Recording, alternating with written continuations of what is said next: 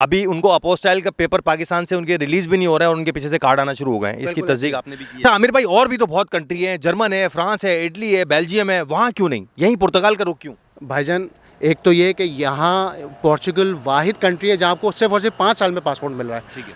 5 to 7 years जहाँ eligible हैं, opportunity लें। अगर यूएई में रहेंगे सर, तो यूएई में जब तक रहेंगे तब तक वो किसी काम के नहीं है। लोग ये जॉब सीकर वीज़ा या डिजिटल नोमैड पे या डी कैटेगरी में यहाँ पर आ रहे हैं, उनको अब मिसाल के तौर पे अगर एक बंदा जॉब सीकर वीज़ा पे आ रहा है, यहाँ जॉब ढूंढता है, जॉब ढूंढना इतना आसान नहीं है, फिर वो किसी से कॉन्ट्रैक्ट लेता है, कॉन्ट्रैक्ट लेके फिर वो अपने काम शुरू करता है यहाँ पे, उनको नौकरी मिल सकती है आराम से। आपको क्या मुश्किल हुई, कोई पछतावा हो रहा है आपको, या गलती की आपने यहाँ पुर्तगाल यूरोप में आके?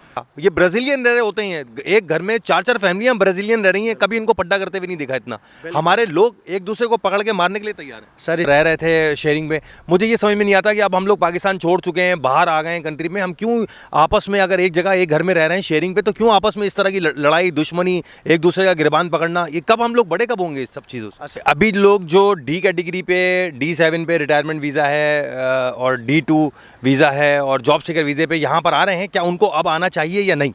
असल में अगर उनके पास फंड्स हैं, ऑब्वियसली उनके पास। पाकिस्तान से कब निकले यूएई में कितना अरसा रहा है, उसके बाद पुर्तगाल क्यों चूज़ किया आपने? अच्छा, पुर्तगाल को अभी भी थोड़ा सा हाईलाइट कर रहा हूँ, बड़े इमिग्रेशन बंद हो गई है यहाँ, लेकिन हाईलाइट अभी भी इसलिए कर रहा हूँ क्योंकि अभी भी जॉब सीकर वीज़ा और डी कैटेगरी के वीज़ों पे लोग यहाँ आ रहे हैं। मैं आमिर भाई का फ़ैन हूँ, उसकी रीज़न आपको बताऊंगा वीडियो के एंड में। वीडियो शुरू करते हैं। वीडियो शुरू करने से सबसे पहले मैं आपको ये बताऊं कि भाई यूएई में मौजूद थे, आमिर भाई इनका नाम है। ये यूएई से यहाँ आए पुर्तगाल आके माशाल्लाह 5 दिन में इन्होंने कार्ड भी ले लिया। क्या मुश्किल परेशानी इनको यहाँ हुई, क्यों ज़रूरी है पाकिस्तान से यूएई और यूएई से यूरोप की तरफ आना, इनसे सारे सवालात करेंगे। तो आए वीडियो शुरू करते हैं। मुश्किलात आपको क्या पड़ी पहले दिन जब आप आए, क्या मामला थे, किस तरीके से घर लिया, फैमिली के साथ आए थे, क्या परेशानी हुई? जी बिल्कुल, जब शुरू में आए तो हमें बहुत स्ट्रगल करना पड़ा क्योंकि ऑब्वियसली मैं भी यूट्यूब देख के ही आया था। अच्छा। यूट्यूब पे और यहाँ पे टोटली डिफरेंट है, सिनेरियो डिफरेंट है। तो ऑब्वियसली मैं जब यहाँ पर आया तो ऑब्वियसली हम लोगों ने पहले घर अपना सर्च किया, शेयरिंग में हम लोग रहे, 1 साल रहे, तकरीबन 8 महीने रहे। वो टाइम भी हम लोगों ने अच्छा निकाला। और उसके बाद फिर हम लोग फाइनली फिर शेयरिंग के बाद जब फेमिलियर हो जाते हैं जगहों से, सब लोकेशन से फेमिलियर हो जाते हैं, तो हम लोगों ने फिर मेरे वाइफ ने डिसीजन लिया कि हम लोग मूव करते हैं अपने घर पे।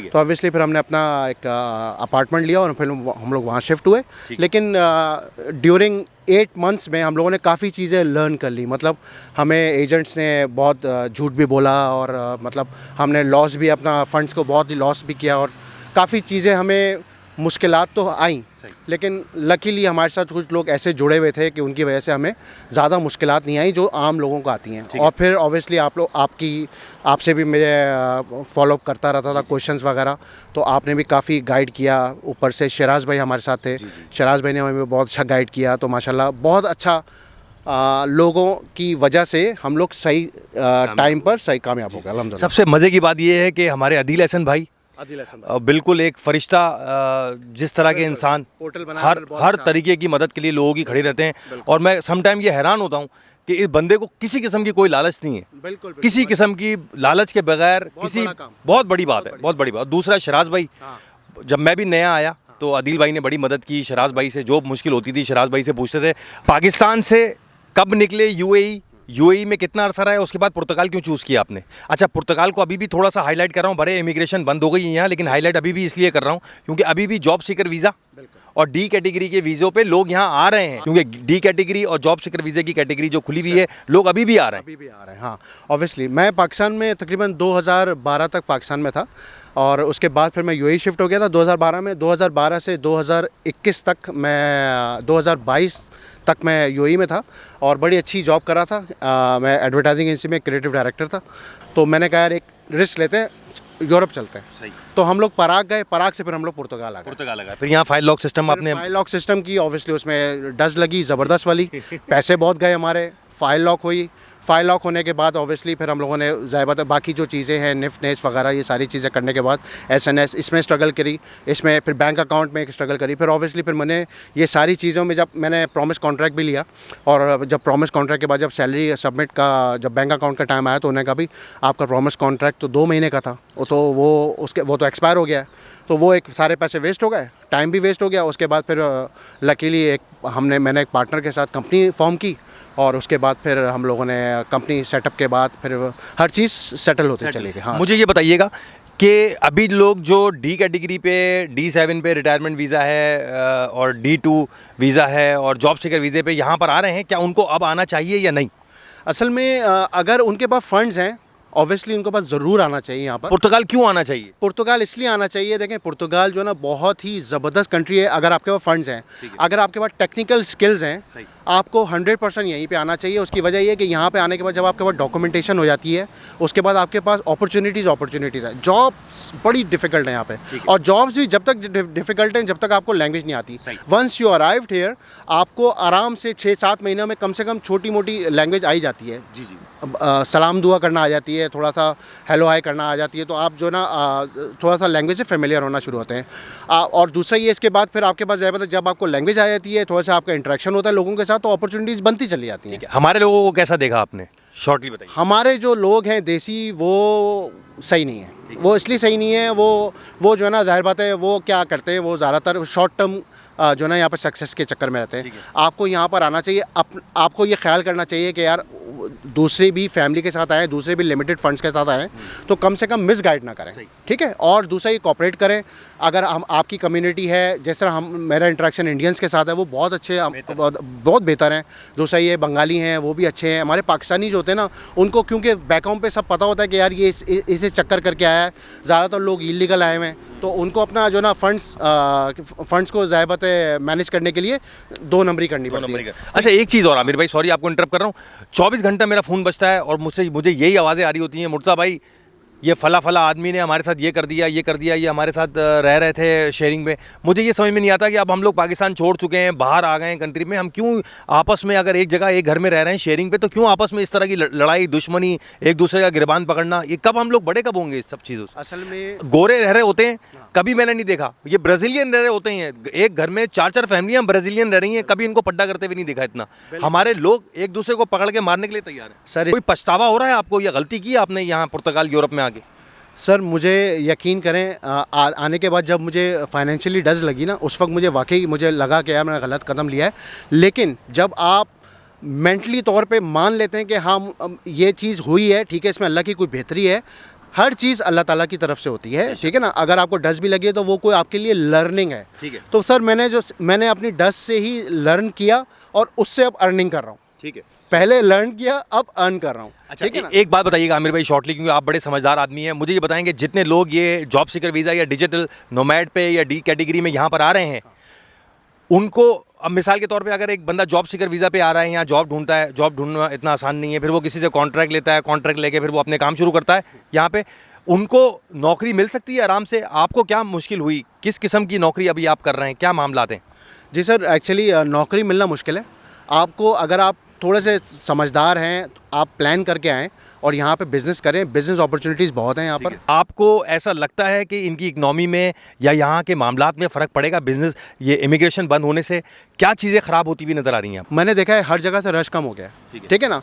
तो रश कम होने के बाद जो बंदा एलिजिबल है, जो बंदा लीगल यहाँ पर है, जो बंदा फंड्स लगा रहे हैं यहाँ पे, उसके लिए वही मैं कह रहा हूँ कि बड़ी अपॉर्चुनिटी है। लेकिन जो इलीगल है ऑब्वियसली वो जो ना, अगर चोर रास्ते से आया है सर, तो उसके लिए जो ना वो मसला ही मसला है, ठीक है ना। तो ये एक तरह से अच्छी बात भी है, लेकिन मुझे थोड़ा सा वैसा भी होता है कि लोग जो ना, ज़ाहिर बात है अगर इलीगल आए हैं तो कोई मजबूरी से आए हैं। लेकिन मैं वही कह रहा हूँ कि आप यहाँ, ये वाहिद कंट्री है जहाँ इलीगल आने के बाद भी आप लीगल हो सकते हैं। अभी उनको अपोस्टाइल का पेपर पाकिस्तान से उनके रिलीज़ भी नहीं हो रहा है और उनके पीछे से कार्ड आना शुरू हो गए हैं, इसकी तस्दीक आपने भी की है? बिल्कुल ऐसी ही है, मेरे साथ भी ऐसी हुआ था कि मेरा PCC जो ना वो अपोस्टाइल भी नहीं था, लेकिन उन्होंने यही कहा कि क्या कहते हैं, क्योंकि प्रेशर है और क्योंकि पेंडिंग केसेस बहुत हैं, तो और मेरी सारी चीज़ें लीगल थी, हर चीज़ थी। सिर्फ ये क्यों मैंने उनको ईमेल्स भी दिखा दी कि भाई मुझे वहाँ पे अपॉइंटमेंट नहीं मिल रहा, तो मेरा केस जेन्युइन है, तो मुझे दिया जाए ताकि मैं बिज़नेस अपना एक्सपेंड कर सकूँ या बिज़नेस के अंदर और चीज़ें कर सकूँ। तो ऑब्वियसली मेरा विदिन 5 डेज़ में मेरा कार्ड आ गया। अब तो माशाल्लाह कार्ड आ गया, कहीं और जाएंगे या पुर्तगाल में ही? सर मैं यहीं रहूँगा और यहीं पर अपनी लाइफ सेटल करूँगा इंशाल्लाह। और मैं अपने बाकी दोस्तों को भी कहता हूँ जो पाकिस्तान में है या दुबई में है, प्लीज़ पोर्चुगल आएँ, क्योंकि पोर्चुगल लैंड ऑफ अपॉर्चुनिटी है। ठीक है, मगर अब अगर आएँ तो 88 89 के चक्कर में अभी तो वो बंद है, लेकिन ऑब्वियसली वो खुलेगा। अगर पहली बात तो ये कि पहले देखें वो कहाँ एलिजिबल हैं, जहाँ एलिजिबल हैं अपॉर्चुनिटी लें। अगर यूएई में रहेंगे सर, तो यूएई में जब तक रहेंगे तब तक वो किसी काम के नहीं है। मतलब वो मैंने शुरू में कहा भी था कि यूएई एक ऐसा इंजेक्शन है जो आपको सुन कर देता है। मतलब ऐसी लेविश लाइफ है, हर चीज़ लैंड ऑफ अपॉर्चुनिटी वो भी है, आपको सैलरी भी अच्छी मिलती है, लेकिन जब तक आपकी जॉब है, जब तक आपका बिजनेस है तब तक। लेकिन जब आप यहाँ पर आते हैं, ऑब्वियसली आपके पास डॉक्यूमेंट हो जाते हैं, you can live anywhere in Europe. और क्या कहते हैं, आपके पास पता है यहाँ से बिजनेस अपॉर्चुनिटीज़ बढ़ जाती हैं। दूसरा ये कि बहुत अच्छी कंट्री है जी। जो ग्रीन पासपोर्ट आपके पास है अभी, अब माशाल्लाह आपने कार्ड भी ले लिया है और आने वाले दिनों में आप पुर्तगीज़ पासपोर्ट लेंगे और जब कहीं दुनिया में ट्रैवल करेंगे, और अब आपको ये नहीं कहा जाएगा जो आपने अभी मुझसे बोला कि इस लाइन से हट के इस लाइन में आ जाओ, यू हैव ग्रीन पासपोर्ट। कैसा फील होगा? सर जी, मुझे देखें, पाकिस्तान जो है ना मेरा मुझे बहुत प्यार है पाकिस्तान से। लेकिन अभी जो करंट कंडीशंस है, ऑब्वियसली दुख होता है, लेकिन हम लोग क्या कर सकते हैं? हम लोगों ने सब कुछ करके देख लिया, हम लोग इस काबिल नहीं है कि हम लोग कुछ कर सकें अपने मुल्क के लिए इस वक्त। इसीलिए हम लोग मजबूर हैं यहाँ पर आके हम लोगों को सेकंड पासपोर्ट लेने के लिए। लेकिन सर इसका एक तो पासपोर्ट बहुत स्ट्रॉन्ग है। आमिर भाई, और भी तो बहुत कंट्री है, जर्मन है, फ्रांस है, इटली है, बेल्जियम है, वहाँ क्यों नहीं? यहीं पुर्तगाल का रुख क्यों? भाईजान, एक तो ये कि यहाँ पोर्चुगल वाहिद कंट्री है जहाँ आपको सिर्फ और सिर्फ 5 साल में पासपोर्ट मिल रहा है। ठीक है, 5 to 7 ईयर्स, ठीक है ना। तो और जैसे मेरा भाई इटली में है, ऑब्वियसली वो स्ट्रगल कर रहा है, अभी उसको मतलब 12 साल लग जाएंगे। सिर्फ यही वाइड कंट्री है कि आप जो है ना अपना पहले डॉक्यूमेंट कंप्लीट कर लें, उसके बाद आप कहीं भी एलिजिबल हैं। दूसरा ये कि आप ज़ाहिर बात है यहाँ पे बच्चा अगर पैदा हो जाए, बेबी बॉर्न हो जाए, तो आपको 112 के उस पर आपको यस अपॉर्चुनिटी है।